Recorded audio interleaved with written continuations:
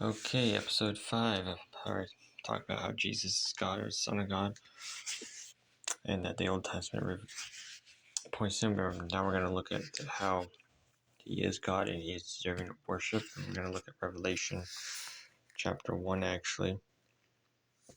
Starting at verse 9. Well, starting at verse 9, it talks about the vision of Christ, and this is where I'll let the camera focus. There we go. So this is where God gave John, the Apostle John, the vision when he was in the Spirit.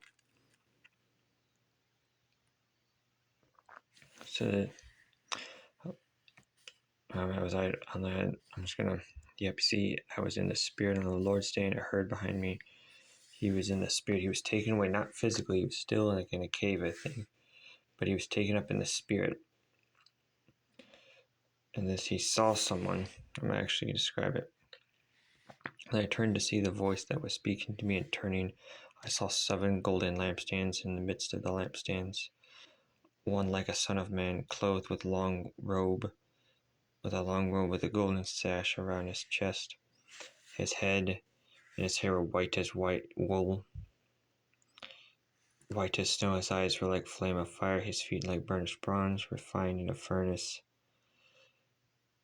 And his voice was like the sound of many waters. In his right hand he held 7 stars. From his mouth issued a sharp 2-edged sword, and his face was like the sun shining in full strength. When I saw him, I fell at my feet as though dead. But he laid his right hand upon me, saying, "Fear not, I am the first and the last, the living and the living one. I died, and behold, I am alive forevermore, and I have the keys to death and Hades." Christ died on the cross, and then rose again from the tomb on the 3rd day, and now he holds the keys of death and Hades, right there. The first and the last, the Alpha and the Omega. I died, and behold, I am alive forevermore. Bam. And there's even more, much more. If you don't think Jesus is God, just reread. I encourage you to read the book of Revelation one more time if you already have. So, Jesus is God. Go read it for you. Just the scripture's right here. Come on. I was like, I don't know how, but anyway, I pray this helps you change your mind about what you believe about Jesus. God bless you.